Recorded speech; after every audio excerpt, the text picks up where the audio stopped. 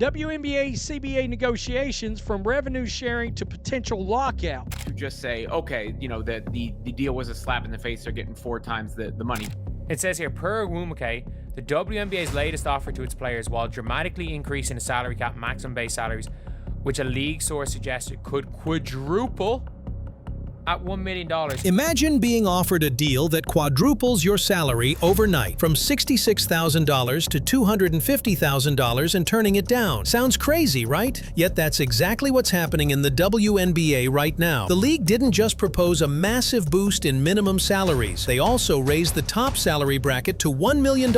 And yet, players still said no. Why? Because this isn't just about dollars. The WNBA stars are calling it a slap in the face, and for good reason. The league's offer increases pay, yes, but it does nothing to address the deeper problem, how revenue is shared. Players want a system where their compensation reflects the league's explosive growth, with fair pay, better travel conditions, maternity benefits, and more influence over the game they're building. Now, here's the article that says that the players are still adamant that we get a percentage of revenue that grows with the business, which perhaps includes team revenue, and that's just a part of the conversation.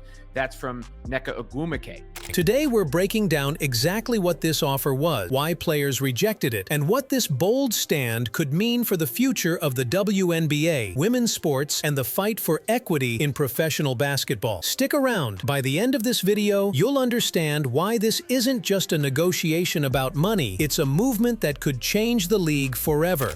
Now, they're trying to avoid a potential lockout.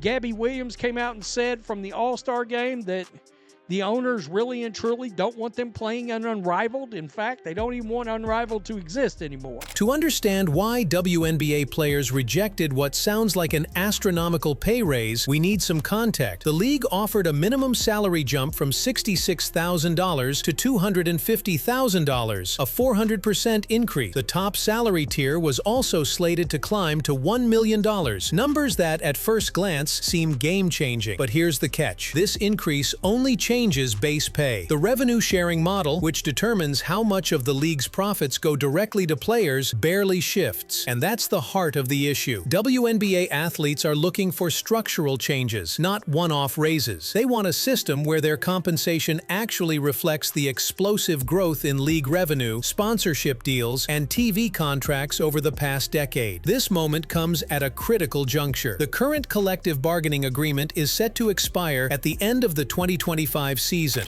It says here, per REJECTED, the WNBA's latest offer to its players, while dramatically increasing the salary cap maximum base salaries, which a league source suggested could quadruple at $1 million, follows the same model as the current CBA.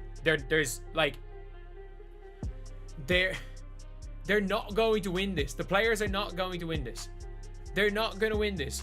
They are getting quadruple salary for a few years, and then it's going to increase by 5% a year. They're not going to win.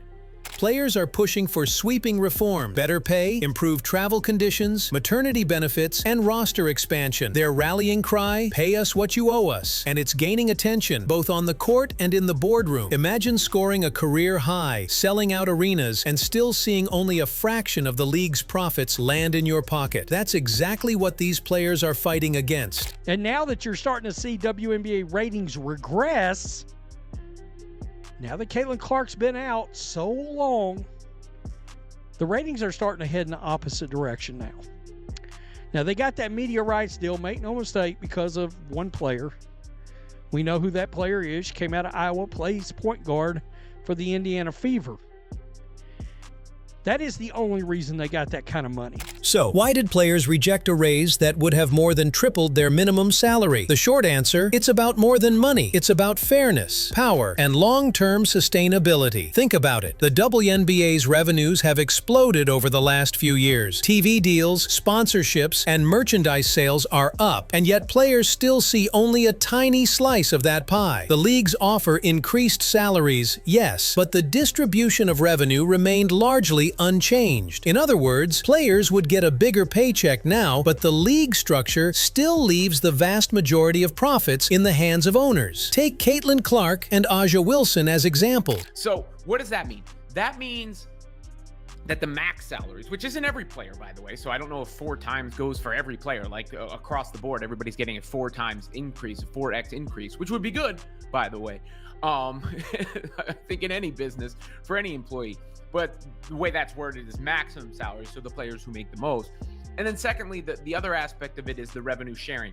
And when you heard Napheesa Collier and even Caitlin Clark talk about this over All-Star Weekend, there were 2 points that were brought up over and over. Salary going up, which would be the case here, but the other is revenue split, a bigger share of the revenue pie. These are not just star athletes, they're global brands, icons driving ticket sales and sponsorship deals. And yet, under the proposed deal, their earnings would still lag far behind the league's growth. It's like running a marathon, breaking records, and being told, here's a bigger medal, but your prize money, same as everyone else. Another layer. WNBA players face unique challenges that the NBA doesn't. They went from 60 mil to what is supposed to be somewhere between 240 and 270. 240 to 270 million. The ratings that came with that and the drawing of a new fan base into the league. Regular sports fans have entered the chat because of the superstar. But now that's starting to sort of fade a little bit because that superstar is not available. People will disengage with the entire league. Travel conditions are often grueling, maternity benefits are inconsistent, and team rosters are smaller, meaning more wear and tear per player. The players aren't rejecting raises because they're ungrateful. They're rejecting short-term fixes that don't address systemic inequities. And let's not forget public perception. Accepting the deal could have been seen as a PR move for the league, a way to claim they care while sidestepping the real issue, who actually benefits from the league's growth. Imagine giving it your all, growing the league's value, and still being told, thanks, but we won't change the system. That's exactly the frustration fueling this rejection. This isn't just about paychecks, it's about the future of the WNBA itself. If the league ignores player demands, the consequences could ripple across every corner of women's basketball. First, consider player morale and retention. Stars like Caitlin Clark, A'ja Wilson, and Angel Reese aren't just athletes. They're the heartbeat of their teams and the faces of the league. If players feel undervalued, some might look for opportunities overseas where pay and conditions are better. That's not just a loss of talent, it's a loss of star power, ticket sales, and fan engagement. Second, there's the public perception. Fans are increasingly aware of pay inequity in sports. Turning down a raise because it doesn't address revenue sharing could spark a public debate, putting pressure on the league to act. But if the league resists reform, it risks being seen as out of touch, alienating the very audience that's fueling its growth. And so, if the revenue increases, the players don't want to be set at the same percentage that they're currently set at now.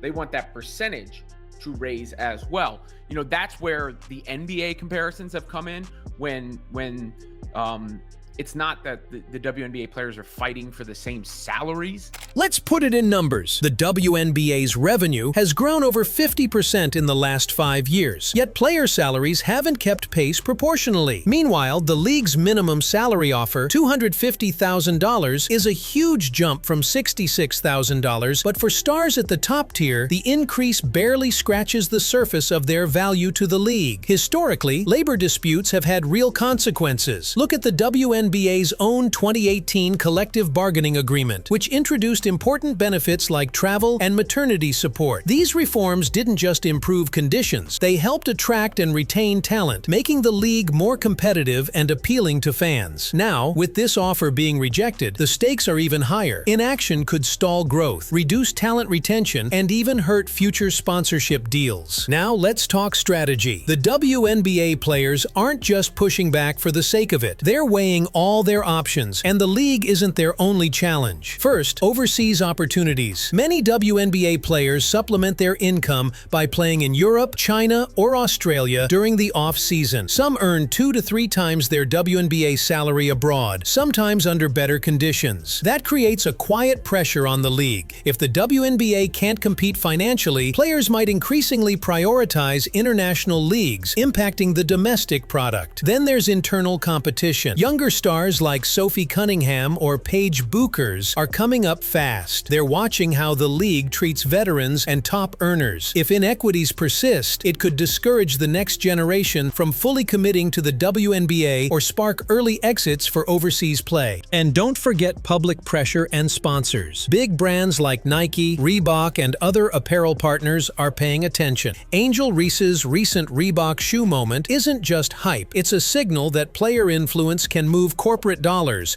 which in turn pressures the league to take player demands seriously. Finally, there's the option of striking or holding out. The WNBPA has leverage. A collective bargaining agreement expiring at the end of 2025 gives them negotiation power. Players rejecting the deal sends a message. Incremental raises aren't enough. They want structural change, a slice of the revenue pie that matches their contribution. In short, the league isn't just facing internal friction. It's navigating global competition, generational shifts, sponsor expectations, and potential labor action. And all of these factors will shape what happens next in this high-stakes showdown. Behind the scenes, this isn't just a business negotiation. It's personal, emotional, and raw. Players are talking openly about feeling undervalued, overlooked, and frustrated by a system that profits massively off their talent but doesn't give them a fair share. Imagine being Asia Wilson or Caitlin Clark, putting in grueling practices, traveling cross-country, selling out arenas, and still seeing only a fraction of what your performance generates. It's exhausting physically and emotionally. According to insiders, team meetings have become charged. Conversations that were once purely about strategy now involve contract talks, fairness debates, and debates about the future of the league. You also have rookies and veterans navigating different pressures. The stars are pushing for structural reforms, but younger players are sometimes caught in the middle, grateful for higher pay, but inspired by the bigger fight for equity. That creates subtle tension. How do you balance immediate gain with long-term justice? Even relationships with management are strained. Players feel that the league's minimum salary offer, while generous on paper, is more of a PR stunt than a solution. That dynamic, frustration at the system, passion for fairness, and loyalty to teammates is shaping every decision, every interview, and every social media post. In short, the locker room isn't just buzzing about games and stats, it's buzzing about power, fairness, and who really benefits from the WNBA's growth. So what happens next? There are a few realistic scenarios, and each one could reshape the WNBA. Option 1. Compromise. The league could come back to the table with a more equitable revenue-sharing model, increased maternity and travel benefits, and perhaps roster expansion. This would satisfy most players, retain star talent, and allow the league to keep growing without disruption. Option 2. Continued standoff. If negotiations drag on, we could see players holding out or pushing for strikes. As tough as that would be mid-season, this could create a public spectacle, affect ticket sales, and put fans in the middle. But it could also force real structural change, because the league's reliance on player talent is undeniable. Option 3. Exodus to overseas leagues. If top players feel undervalued for too long, more might spend entire seasons overseas where pay and conditions are better. That risks diminishing the WNBA's quality and star power, but also sends a loud message that the league must adapt to remain competitive globally. And finally, option 4. A revolution in women's sports. If the WNBA players succeed in securing a real revenue share, it could set a precedent across all women's professional leagues. This fight could become a blueprint for equitable treatment in sports everywhere, changing the conversation about pay and power in women's athletics forever. In quote, so here's the real question. Is this just about a pay raise, or is it about the future of women's sports? The WNBA stars are making it clear. They don't just want more money. They want a system that values their contribution, protects their careers, and reflects the league's growth. Now, we want to hear from you. What do you think the WNBA should do next? Should players accept the raise now, or keep pushing for full revenue equity? Drop your thoughts in the comments below. And if you're following every twist and turn of this story, make sure you like this video, subscribe to Her Hoops, and hit that notification bell so you don't miss our deep dives into women's basketball news, analysis, and player stories.